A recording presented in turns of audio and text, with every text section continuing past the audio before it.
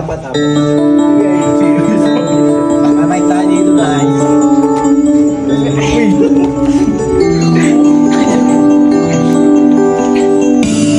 Yan na. Bakit ba ako'y laging ganito? Lagi akong di mo pinapansin. Para na lang ako lagi sumusunod sa gusto mo. Lagi kitang inaalala kahit di mo ako pansin. Honey, my love, so sweet. Kahit ako'y di mo pinapansin, hindi ako nagagalit sa'yo. Pagkat alam ko ang iyong damdamin para sa'kin. Ngayon lang alam ang aking nadarama pagkapiling ka. Honey, my love, so sweet. Yan na, nakasayo na guys! Kahit sino ka pa, basta't mahal kita. Lagi na lang ako sumusunod sa'yo. Mahal kita. At yan ay totoo. Honey, my love, so sweet. I-discuss natin na lesson 3.2 finding the negative variance of something. Step 1. So yung una natin gagawin is to compute natin yung mean of population. Yung given natin dyan, yung 1, 2, 4, tapos 5. Ngayon, pag-addin natin silang lahat, which is 15. Tapos, Over 5, kung ilan yung values na to, kung ilan sila, which is 5, over 5, which is yung ano natin, yung mean natin. ay, nag-get mo ba yun? Yes! Ay, wait lang. Para Gets na yun? Ano na? Ay, hindi. Magbigay na lang kami ng example sa episode dito sa board para M mo yun? M. Hindi ako kaya ko yan. Hindi, sabi ko pero Ay, yun ba na sabi?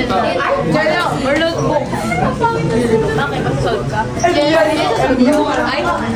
yung Ganyan lang, Ben. Ganyan.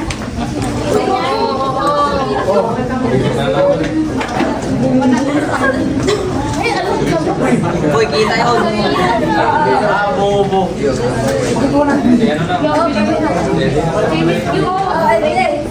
iba naman. Sino? Ako! Tapos susunod na sila. Ala! You just others. Ay, ito.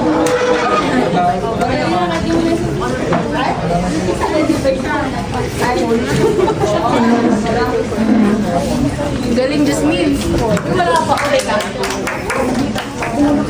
Wow. Alam, galing. Tama. Kaya mo yan.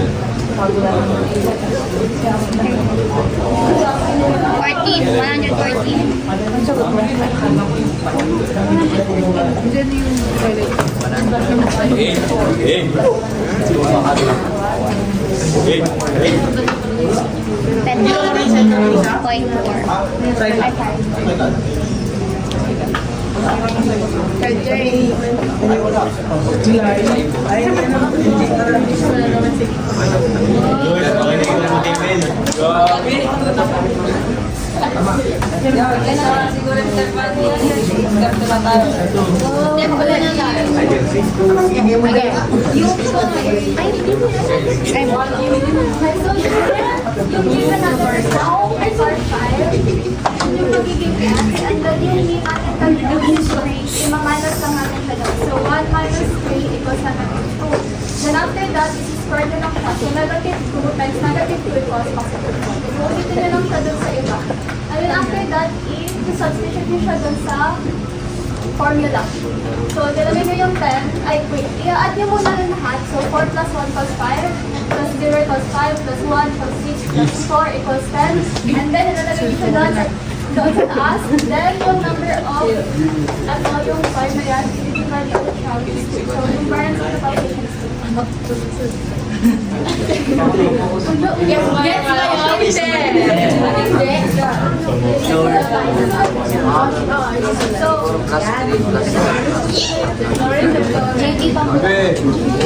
Gumalaw ka naman dyan. Yung hoodie na lang. Sino ka pa?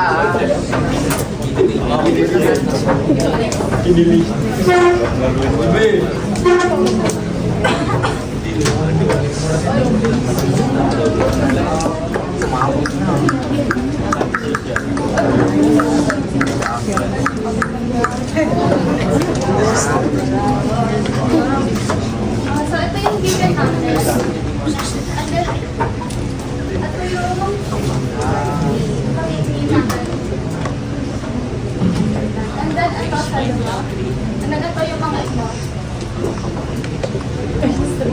Okay. Tapos, okay, so ito, i-minus ko siya sa 3. So, 1 minus 3, negative 2. 2 minus 3.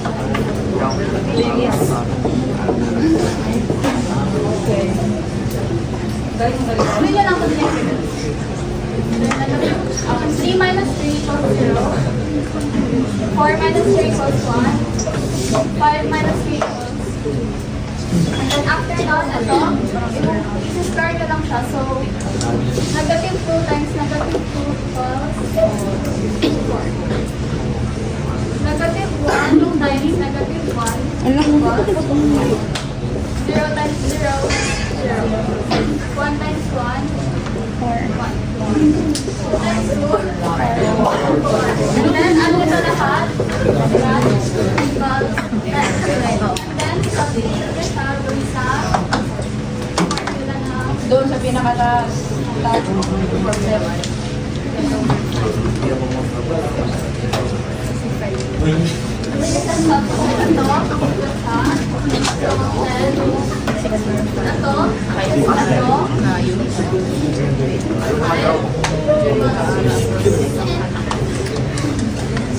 Tina? Yung to yung ano, barley.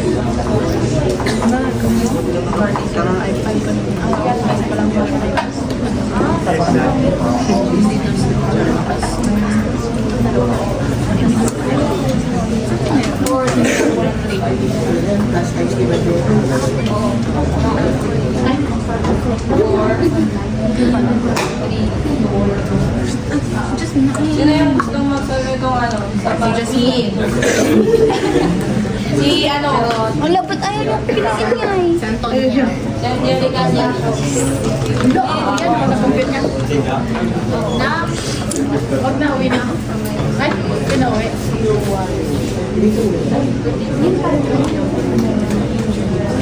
Bande. Yung kanina. Ano na yung niya gawin? 28.5. 28.5. Lagay mo muna yung pin para may together. 28.5.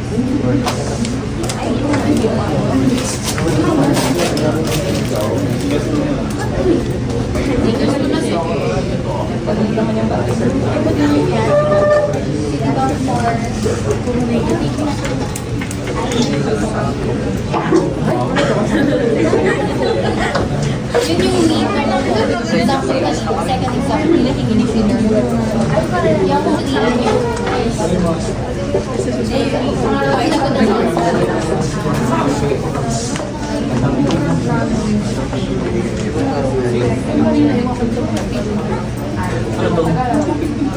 sorry ha.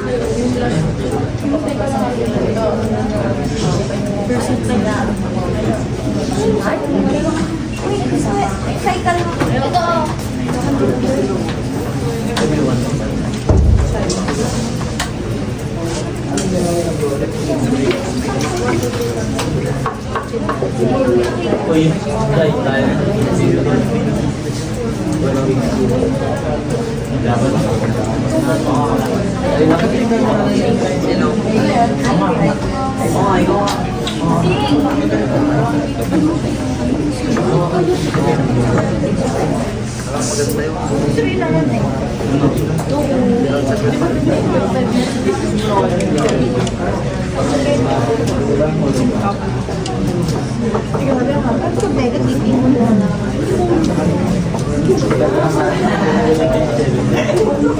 Negative is for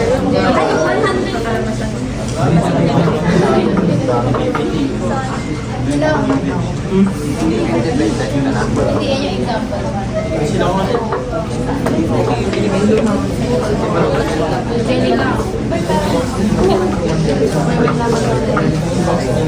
Ano yan? 76? 26.5.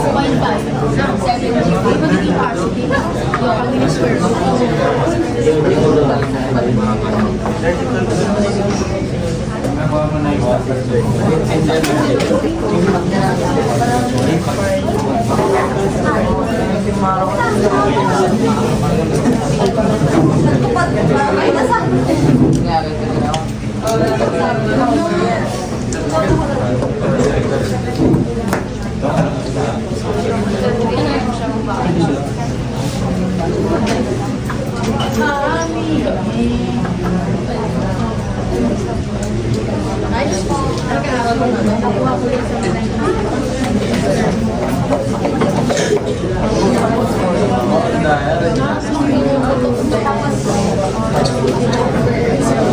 Natalugi wagi niya.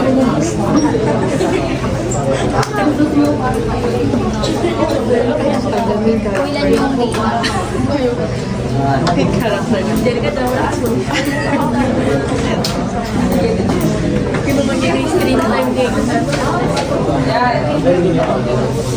Over the hour, di ba? So,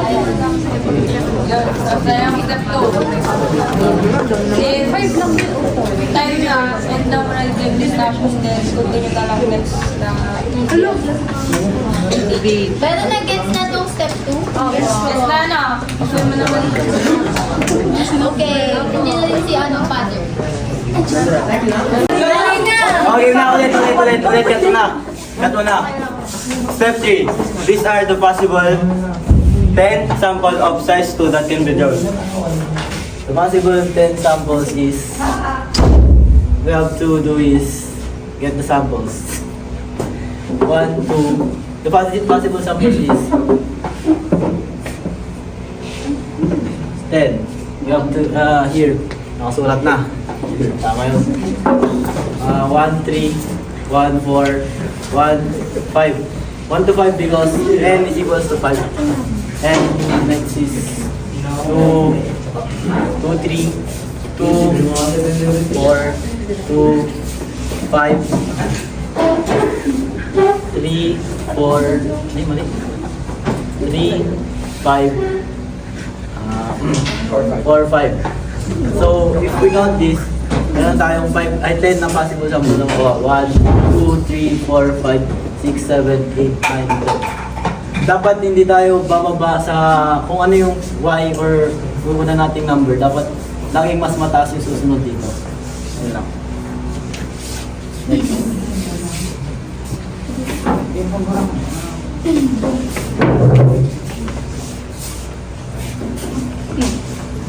Next is step 4. Hindi, wala pa yung ano. Nag-step mo na siya, wala pa yung question. Ito isa, pwede namin. Pwede na? Oo. Yes. Uy, huwag maingay. Para step 5 na. Ay, step 4. Game na, Jokers. Dire-diretso ako nag-diretso. Uy, game on.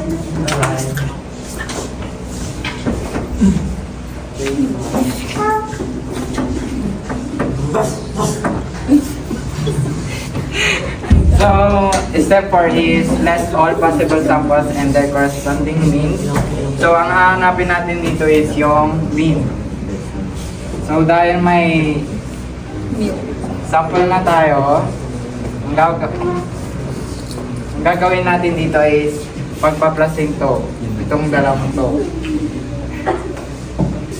So, 1 plus 2 equals 3. Then, i-divide sa 2.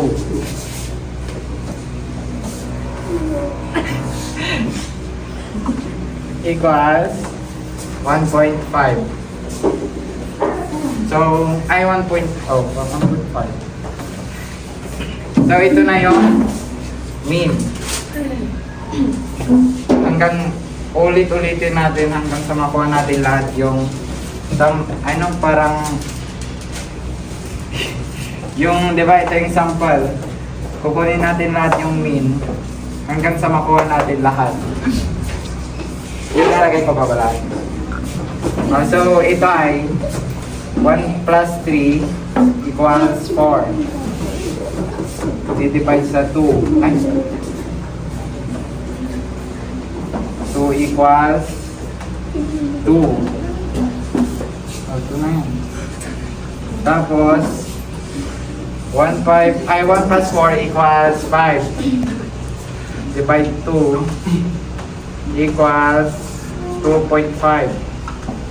Then, 1 plus 5 equals 6. Divide 2 equals 3. Then 2 plus 3 equals 5 na naman. Divide 2 equals 2.5 hanggang sa 2 plus 4 6 equals divide pa 2 equals 3. Tapos divide 2 equals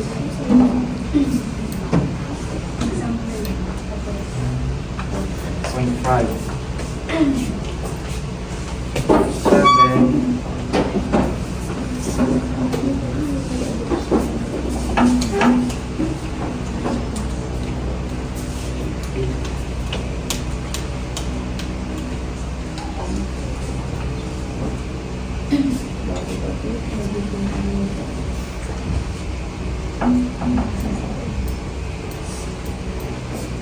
So, ito na yung mean natin.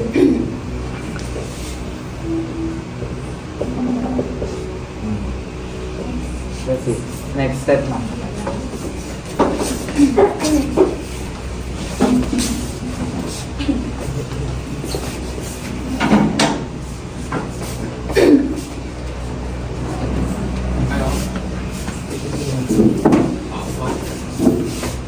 In frequency, step 5, first step is frequency. We're just gonna find ilang beses yung value.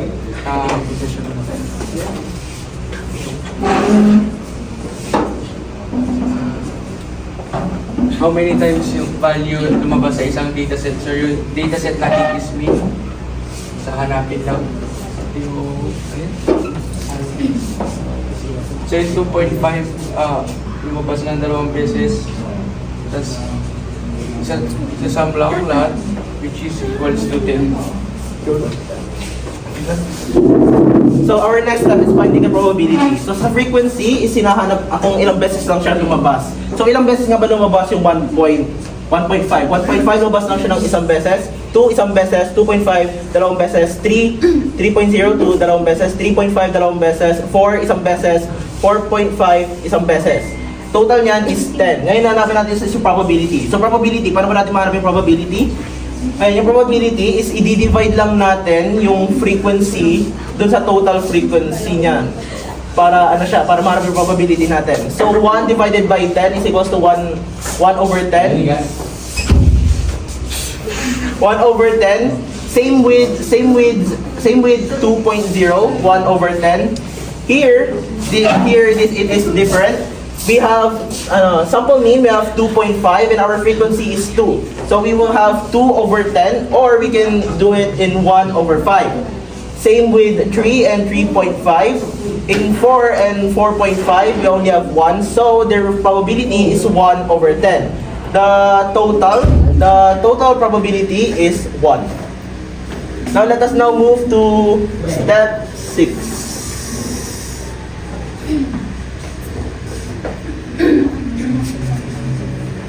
Ay, hindi ko nagagamit.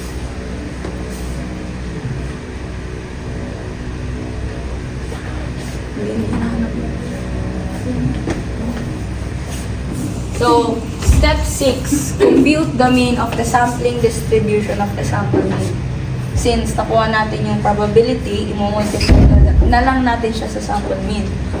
To do this, you have to get the probability, which is 1 over 10 times 1.5. Then, it is equals to 0.15. So, ang gagawin na natin dito is gagawin natin to sa corresponding na probability niya para makuha ito. And then, Yeah. After that, after getting the product from multiplying the sample mean to the probability, we'll be adding the results. Ito na. We have 0.15, plus 0.20, plus 0.50, plus 0.60, plus 0.70, plus 0.40, plus 0.45. Then we will be getting 3.00 as the sample mean of the sampling distribution of the sample means, or the mean of the sampling distribution of the sampling means. Next, we have step 6. 7 rather. so nakuha ni Sam is 3.00 and then kailangan lang natin makuha is yung summation, which is 3.00, and then isa-subtract natin yun sa sample mean, which is yung 1.50. So, 1.50 and then 3.00 and then makukuha natin yung value ng population, which is negative 1.50. So, after natin makomplete yung column na to, in order para makomplete natin yung column ng kabila, i-squared lang natin or i-erase natin sa 2 yung value ng sample mean minus population mean. So, negative 1.50 magiging 2.25, negative 1 magiging 1, and so on and so forth. And after natin makuha yung sample mean minus population mean squared, is i-multiply natin siya dun sa probability. So, 2.25 magiging 0.225 and 1 magiging 0.100 and so on and so forth. And after nating makomplete yung step, yeah.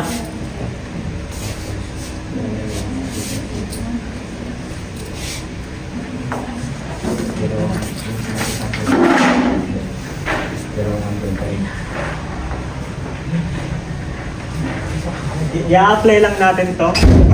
I-apply lang natin yung formula, which means yung summation of sample mean minus population mean squared times the probability, which means makukuha natin yung 0.25. Which means nakalagay dito, ipapagpalas lang natin lahat ng value ng nasa column na to. 0.750. So, yun na yung magiging variance.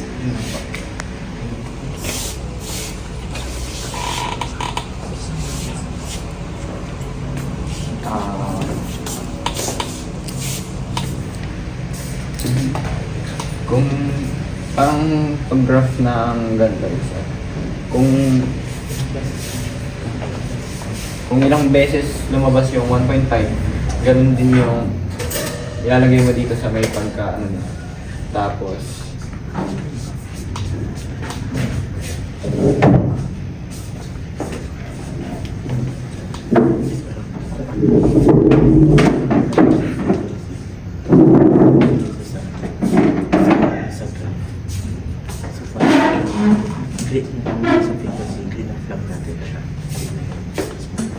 kung anong yung nasa frequency na nakuha sa sample mean, yun yung ilalagay sa graph. Yan. Tapos si Andre din.